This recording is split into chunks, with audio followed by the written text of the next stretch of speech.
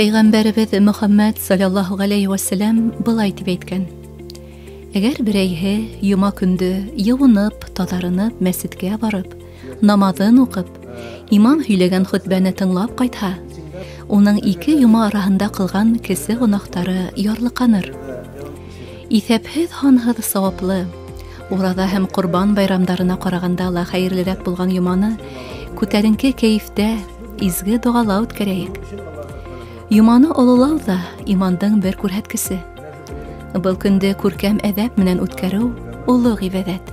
Peygamberimiz Muhammed sallallahu aleyhi ve sellem әйтте, кемдә кем җомга көнне гысылланып, тәһарәтләрен алып, Аллаһ Тәгаләнең рәхмәтләренә, ризалыкларына ирешим әле дип, җомга көнне килде икән мәчеткә, аның шушы ике җомга арасында булган бер атналык гөнаһлары, bilip hem bilmiş kılan günahları kişirilir atna arasındağına tugul plus 3 gün dip de koya. 10 günlük günahları kişirilir eğer de şu atna arasında cümgalarına yürütürgen bulsa. Lakin cümgaga kilip de imam hutbe söyleyen vakitte taşlar bilen oynap oturayken dedi Peygamberimiz aytdı şu cümga gününde kılgan barşa gamel gıybadetleri yokka çıkardı.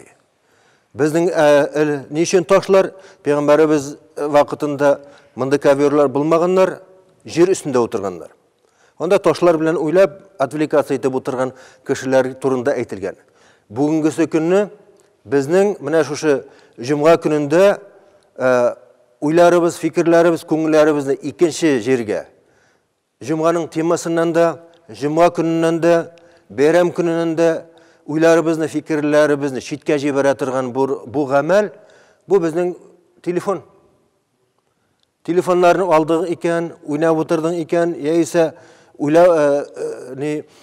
iş turunda uyladın iken, gayle turunda uyladın iken, mına şu Cuma gününde kilip barşa kılgan gamel gıybadetlerimiz yokka çıkargan mümkün, kilip yürülerimiz boş kabul da mümkün. Mına şunu ihtibara alırga gerek. Çünkü Peygamberimiz Muhammed sallallahu aleyhi ve sellem ne dedi? El-adabu şecerun. Edep, Rusya etkende etika, uçtivuz, bu ağaç dedi. El-gilmu semerun. El-gilim şu ağaçın jimişi dedi. Fein lem yekun şecerun ve lem yekun semerun.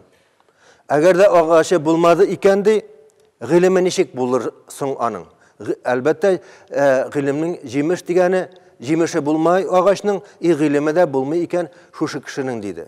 Bizden mınamında cumgaga kilübüz bu gamel gıbadet kine tugul. Kilip nerede bulsa da işitu, nerede bulsa da öğrenu, özümüzge bir türlü gılım alıvlatırgan bula.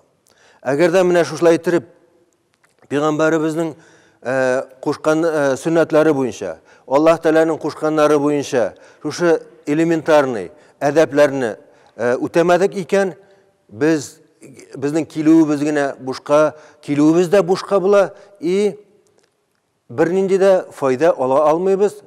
İkinci türlü etkende Allah Subhanahu ve Teala şu alık ali, işitik ali, uğranik ali deyip kilgen niyetimizde yokka çıkartırgan bula. Nişe gittirip biz bayramını karşı alabız.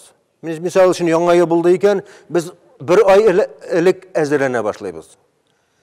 Tuğan gün bulduyken, bir gerek de bağlarımızın tuğan günü bulduyken aldan əzirlənib təmtimlərin üstəllərə qonaqlar kiliyəs nəsə qoyasın, şuşlarını aldan hazırlanıp qoyabız. Əcəm cuma günə nişe gittirip əzirlənəbiz. Mına şu turda uylarga gerek. Çünkü Peygamberimiz ne dedi Muhammed sallallahu aleyhi ve sellem İza jaa ahadukumul jum'ata falyaghtasil. Jum'aga bir kişi keldi iken, bir kız keldirge jıyındı iken, hatta gusül alığız dedi. Jum'a günü biteli, bayramların en ulusu biteli, Peygamberimizin sünnetlerin üteyim eli, Peygamberimizin şefaatine erişeyim eli deyip, Jum'a günü biteli deyip, gusül alıp Jum'a jıyındı iken, bir edebin üteldi degen söz. Cuma günü Fazgav ila zikrillah. Peygamberimiz Allah subhanahu wa ta'ala Kur'an-ı Kerim'de aytdı.